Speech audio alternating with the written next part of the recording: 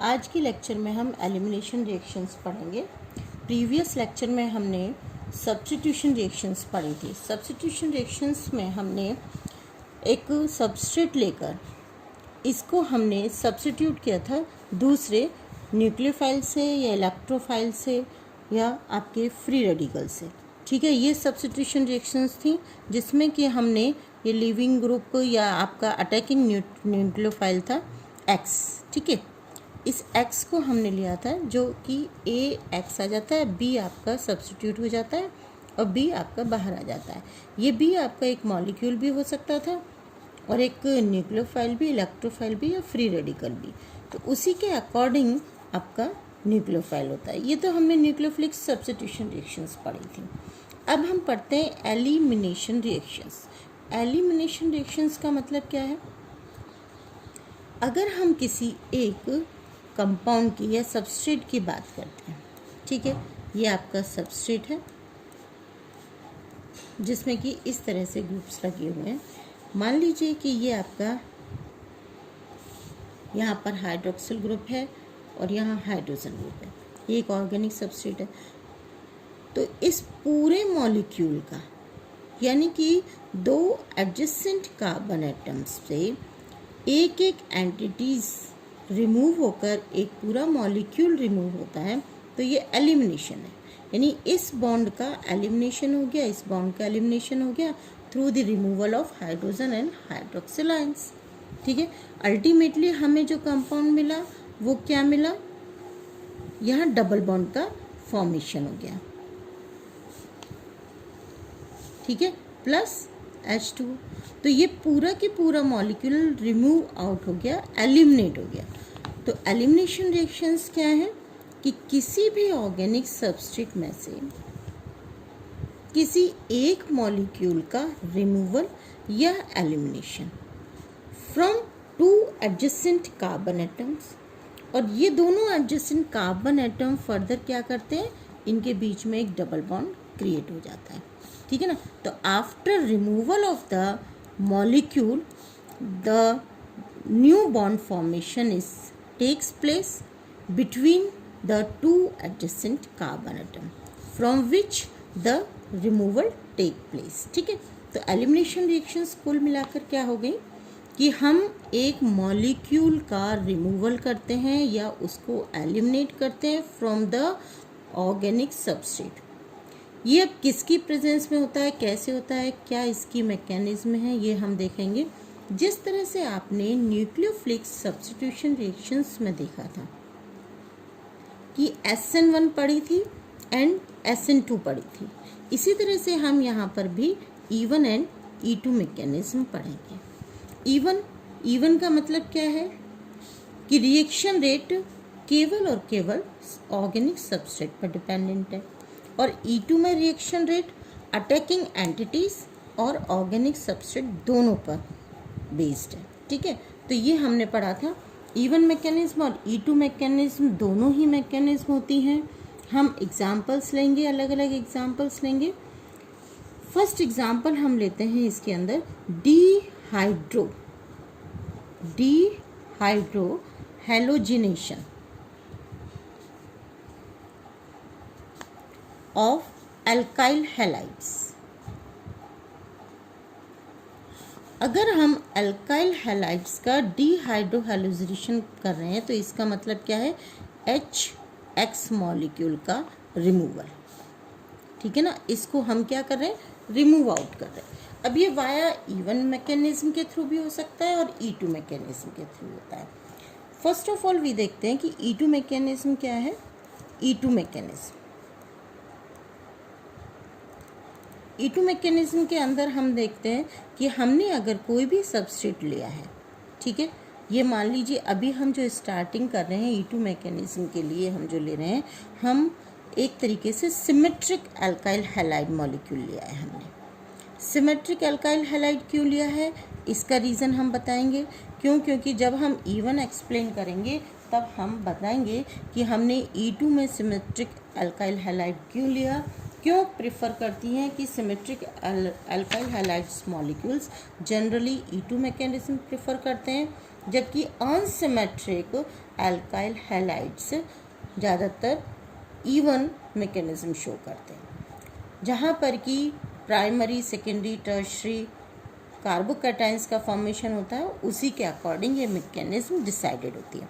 अब ये देखिए कि E2 मैकेनिज्म किस तरह से होगी। ये हमने एल्काइल ब्रोमाइड, कौन सा हमने लिया है, इथाइल ब्रोमाइड, ठीक है, इथाइल ब्रोमाइड लिया, जिसका कि फर्स्ट स्टेप में क्या होगा, ये जनरली बेस कैटेलाइज्ड रिएक्शन होती है। किस तरह से है ये, बेस कैटेलाइज्ड। बेस कैटेलाइज्ड क्यों है, क्योंकि यहाँ आप ये देख रहे हो कि ये जो ब्रोमीन है, ब्रोमीन क्या है, न्यूक्लियोफाइल, और जितने भी न्यूक्लियोफाइल्स होते हैं वो लुईस बेस होते हैं, ठीक है। लुईस बेस क्यों है, क्योंकि ये इलेक्ट्रॉन रिच कंपाउंड्स हैं। तो बेस कैटेलाइज्ड है, यहाँ पर जो अटैकिंग एंटिटीज होगी, फर्स्ट जिसका अटैक होगा वो जनरली एक बेस होगा, ठीक है। इस बेस के अटैक होने से क्या होगा कि हम ये कहेंगे कि ये जो हाइड्रोजन है, ठीक है, ये हाइड्रोजन जो है, ये हाइड्रोजन रिमूव आउट होगा। किस तरीके से कि इस बेस का अटैक किस पर होगा, इस हाइड्रोजन पर होगा। एडजेसेंट कार्बन एटम हमने बोला था स्टार्टिंग में, ब्रोमीन यहाँ पर अटैच्ड है, तो हाइड्रोजन कौन सा जाएगा, इस कार्बन से, ठीक है। तो बेस का अटैक इस कार्बन के हाइड्रोजन पर हुआ, ठीक है। ये हाइड्रोजन कार्बन हाइड्रोजन बॉन्ड है, बेस जो है इलेक्ट्रॉन रिच एंटिटीज़ है, इसलिए हाइड्रोजन एज प्रोटॉन रिमूव होगा। तो ये जो शेयर्ड इलेक्ट्रॉन्स हैं इस बॉन्ड के, ये शेयर्ड इलेक्ट्रॉन्स कहाँ शिफ्ट हो जाएंगे, इस बॉन्ड पर, यानी एक नया बॉन्ड का फॉर्मेशन हो जाएगा। और यहाँ हम ये कहेंगे कि ये जो ब्रोमाइड आयन है, ये Br ब्रोमीन इस बॉन्ड के शेयर्ड इलेक्ट्रॉन्स को लेकर बाहर निकल जाएगा। तो एक tariके से दोनों एक साथ एक ही स्टेप में इन्वॉल्व हो रहे हैं।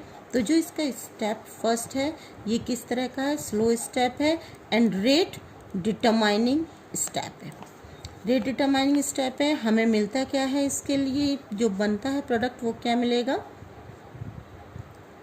CH, ये हाइड्रोजन निकल गया, यहाँ दूसरा बॉन्ड का फॉर्मेशन हो गया, ये C यहाँ से ब्रोमीन निकल गया, H, जिसको कि हम किस तरह से लिख सकते हैं, CH2 double bond CH2 plus क्या निकला यहाँ पर, HBr और BH। तो फर्स्ट हम क्या लिखेंगे कि अटैकिंग स्पीशीज़ क्या थी, बेस थी, इसलिए ये BH बन गया और ब्रोमाइड आयन, ठीक है। तो हमारे पास क्या मिला, एक सिमेट्रिक एल्कीन, हमने इथाइल ब्रोमाइड लिया था और हमें इथीन मिली। जो इसकी रेट होगी वो रेट क्या होगी, rate is directly proportional to और equals to directly proportional to किसके हो गई, स्लो स्टेप है, रेट डिटरमाइनिंग स्टेप है, इसमें 2 रिएजेंट्स पार्टिसिपेट कर रहे हैं, इसलिए ये किस पर डिपेंडेंट है, इथाइल ब्रोमाइड की कंसंट्रेशन और बेस की कंसंट्रेशन इस पर डिपेंडेंट होगा। यानी कि rate R equals to K concentration of ethyl bromide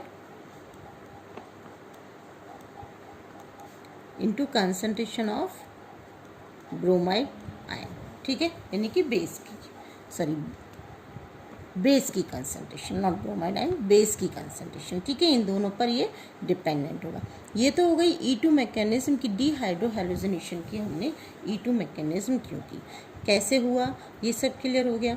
लेकिन अगर हम अनसिमेट्रिकल अल्काइल हैलाइड्स की बात करते हैं तो ये E2 मैकेनिज्म की जगह इवन मैकेनिज्म ज़्यादा प्रेफर होती है, क्योंकि तुम जानते हो कि कैटाइंस की स्टेबिलिटी किस तरह से होती है।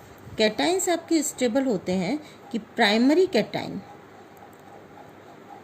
ये अगर हम पढ़ते हैं स्टेबिलिटी ऑफ कैटाइंस, तो ये आप पढ़ते हो प्राइमरी अल्कोहल्स, प्राइमरी कैटाइंस सबसे कम स्टेबल होते हैं, then secondary and then tertiary, यानी कि स्टेबिलिटी सबसे ज़्यादा सॉल्यूशन के अंदर किसकी होती है, टर्शरी कार्बोकैटाइंस की, ठीक है ना। तो यहाँ हम कह सकते हैं कि tertiary carbocations are most stable in the solution. Okay, हम इसी को अपना बेसिक क्राइटेरिया मानते हुए इवन मैकेनिज्म को पढ़ते हैं, यानी कि डिहाइड्रोहैलोजिनेशन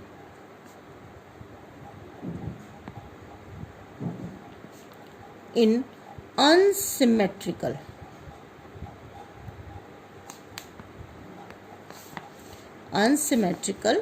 अल्काइल हैलाइड। ये कौन सी मैकेनिज्म शो करते हैं? Even mechanism. ठीक है, इसके लिए हम क्या करेंगे? इवन मैकेनिज्म है। इवन मैकेनिज्म जनरली आपको पता है कि ये 2 स्टेप प्रोसेस होता है। कितने स्टेप का प्रोसेस है? 2 स्टेप प्रोसेस होता है। फर्स्ट स्टेप में कार्बोकैटायन का फॉर्मेशन होगा इन 2 स्टेप प्रोसेस। ठीक है, फर्स्ट स्टेप में हम कहते हैं कि कार्बोकैटायन का फॉर्मेशन होगा। First step formation of carbocation. ठीक है, कार्बोकैटायन का फॉर्मेशन होगा किस तरह से? अनसिमेट्रिकल एल्कीन लिए हमने, इसका मतलब क्या है? CH3 CH2 CH2 CH2 Br। ठीक है, हमने ये ले लिया, अनसिमेट्रिकल एल्कीन ली है। तो हमें इससे फर्स्ट स्टेप में हमने क्या कहा कि कार्बोकैटायन का फॉर्मेशन होगा। इट मीन्स सीधा सा हमने ये जो फर्स्ट स्टेप है इसके अकॉर्डिंग क्या होगा कि केवल हम ये कहेंगे कि कार्बोकैटायन बना। अब कार्बोकैटायन किस तरीके से बना? अटैक किसका हुआ? वही बेस का अटैक हुआ। बेस का अटैक हुआ, एक हाइड्रोजन रिमूव हो जाएगा। ठीक है ना, ये ब्रोमीन का जो होगा इस तरीके से ये रिमूवल होगा, फिर ब्रोमीन का रिमूवल होगा। ये हम मानते हैं कि किस तरीके से होगा। ये जो जनरली रिएक्शंस होती हैं, यहाँ पर जब कार्बोकैटायन का फॉर्मेशन होता है, कार्बोकैटायन का फॉर्मेशन होता है इसलिए ब्रोमीन का निकलेगा। तो ये कौन सी रिएक्शन हो जाएगी? अब यहाँ पे ये तो हमने पढ़ी थी बेस कैटेलाइज, अब ये एसिड कैटेलाइज रिएक्शन होगी। एसिड कैटेलाइज रिएक्शन होंगी, इसलिए इसमें क्या निकलेगा? पहले ब्रोमीन। ठीक है, तो हमारे पास जो कार्बोकैटायन का फॉर्मेशन हुआ किस तरह से हुआ? CH3 CH CH ये हमने इसको खोल के क्यों बनाया है अभी हम समझाते हैं। और यहाँ पर ये बन गया प्लस ब्रोमाइड आयन आपका बाहर निकल गया। एसिड कैटेलाइज्ड है यानी कि H के साथ रिएक्शन है तो HBr बन गया। अब यहाँ पर ये जो कार्बोकैटायन बना ये किस तरह का है? प्राइमरी है। तो यहाँ इसका क्या होगा? रीअरेंजमेंट होगा। रीअरेंजमेंट होगा, हम ये कहेंगे कि ये देखिए आपका सेकेंडरी। ठीक है ना, तो यहाँ पर आपका हमने पढ़ा है कि प्राइमरी से ज़्यादा स्टेबल क्या है? सेकेंडरी है। लेकिन सेकेंडरी टर्शरी की पोजीशन यहाँ पर बन नहीं रही, इसलिए हम ये कहेंगे कि सेकेंडरी कार्बोकैटायन बनेगा। और सेकेंडरी कार्बोकैटायन बनने के केस में क्या होगा कि यहाँ ये जो हाइड्रोजन है, अभी ये हमने HBr को निकाला, ये चीज़ निकल गया। ये कार्बोकैटायन यहाँ पे जो प्लस चार्ज है ये यहाँ शिफ्ट हो जाएगा। तो इस हाइड्रोजन को हम कहेंगे कि ये जो बॉन्ड है ये कहाँ शिफ्ट हुआ? इस कार्बन पर। ठीक है, यानी हाइड्रोजन हमारा शिफ्ट हो गया और ये किस पर आ गया? सेकेंडरी कार्बन पर, यानी CH ये तो पॉजिटिव होगा, सेकेंडरी कार्बोकैटायन फॉर्मेशन हो गया। यहाँ हमारे पास इस तरह से ये बन गया। ठीक है, ये ज़्यादा स्टेबल है। अब जो सेकेंड स्टेप होगा, जो फास्ट स्टेप होगा, this is fast step E2 mechanism का सेकेंड स्टेप होगा। तो इस स्टेप में क्या होगा? यहाँ जो हमने पढ़ा क्या होगा? इस स्टेप में हाइड्रोजन का रिमूवल होगा। तो हाइड्रोजन का रिमूवल किस तरीके से हुआ? अब ये देखो आप, हाइड्रोजन किस तरीके से रिमूव आउट होगा? सेकेंडरी कार्बोकैटायन का फॉर्मेशन हुआ, ये बन गया हमारा। अब हम ये कहेंगे कि ये जो हाइड्रोजन निकलेगा यहाँ से निकल नहीं रहा, अब ये जो हाइड्रोजन निकलेगा वो कौन सा निकलेगा? ये वाला हाइड्रोजन बाहर आ जाएगा। ठीक है, ये हाइड्रोजन शेयर्ड इलेक्ट्रॉन्स को लेके देखिए बाहर आ जाएगा। यहाँ पहले क्या हुआ था कि ब्रोमाइड निकला था, अब यहाँ पर ये हाइड्रोजन निकलेगा, किस तरीके से निकलेगा, शेयर्ड इलेक्ट्रॉन्स को ये कहाँ दे देगा, यानी कि ये बॉन्ड कहाँ शिफ्ट हो गया, यहाँ पर हो गया शिफ्ट, -H+ निकल जाएगा। स्टार्टिंग में फर्स्ट स्टेप में देखो H+ का अटैक हुआ था, ब्रोमाइड आयन निकला था, ठीक है। अब क्या निकलेगा, हाइड्रोजन आयन निकलेगा, हाइड्रोजन आयन निकलेगा यानी कि प्रोटॉन निकलेगा। तो हमारा यहाँ पर ये जो प्रोटॉन निकलेगा ये अपने शेयर्ड इलेक्ट्रॉन्स को यहाँ पर न्यू बॉन्ड फॉर्मेशन में दे देगा। इसको हम ऑटोमेटिकली ये भी कहते हैं कि शेयर्ड इलेक्ट्रॉन्स को हम यहाँ इस कार्बन पर दिखा देते हैं और इस पर नेगेटिव चार्ज दिखा देते हैं, बाद में प्लस और नेगेटिव का मिलके बॉन्ड फॉर्मेशन हो जाता है और डबल बॉन्ड का फॉर्मेशन हो जाता है। तो फाइनल प्रोडक्ट अपना क्या बना, CH3 CH double bond CH CH3। तो अनसिमेट्रिक एल्कीन में ये आपका मेजर प्रोडक्ट बनता है। अगर हम स्टार्टिंग कंपाउंड से देखें तो हम स्टार्टिंग में कह सकते हैं कि भाई इससे हमें क्या मिलना चाहिए, ये मिलना चाहिए CH3 CH2 CH double bond CH2 ये मिलना चाहिए, लेकिन ये हमेशा क्या होता है, माइनर प्रोडक्ट होता है।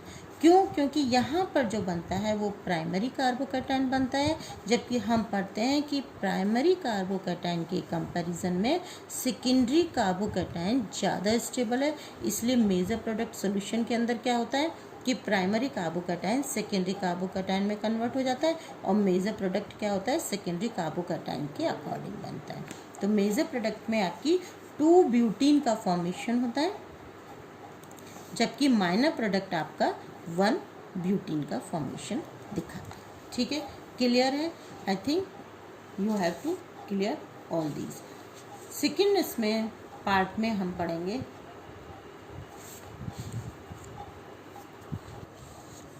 डीप प्रोटोनेशन ऑफ अल्कोहल्स, यानी कि वहाँ पर हम क्या पढ़ेंगे सेकेंड पार्ट में, dehydration of alcohols. 2 main reaction आपकी हैं जिनके मैकेनिज्म आपको पढ़नी है, dehydrohalogenation and dehydration of alcohols. तो डिहाइड्रोहेलोजिनेशन आपने पढ़ लिया, E1 E2 मैकेनिज्म पढ़ ली। सिमिलर इसी तरीके से हम डिहाइड्रेशन ऑफ अल्कोहल्स पढ़ेंगे, सेम पैटर्न है।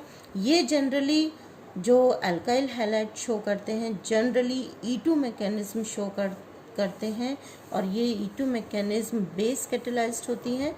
ठीक है, अगर कहीं एसिड कैटेलाइज्ड रिएक्शन होती है अल्काइल हैलाइड्स की तो उस कंडीशन में ये E1 मैकेनिज्म शो करते हैं और एसिड कैटेलाइज्ड रिएक्शन जनरली किसके के साथ हो गई आपकी, अनसिमेट्रिक एल्काइड्स के साथ। ठीक है, अच्छा दूसरा केस और आता है इसमें कि अनसिमेट्रिक अल्काइल हैलाइड्स हों और बेस कैटेलाइज्ड रिएक्शन हो, तो उस कंडीशन में क्या होगा।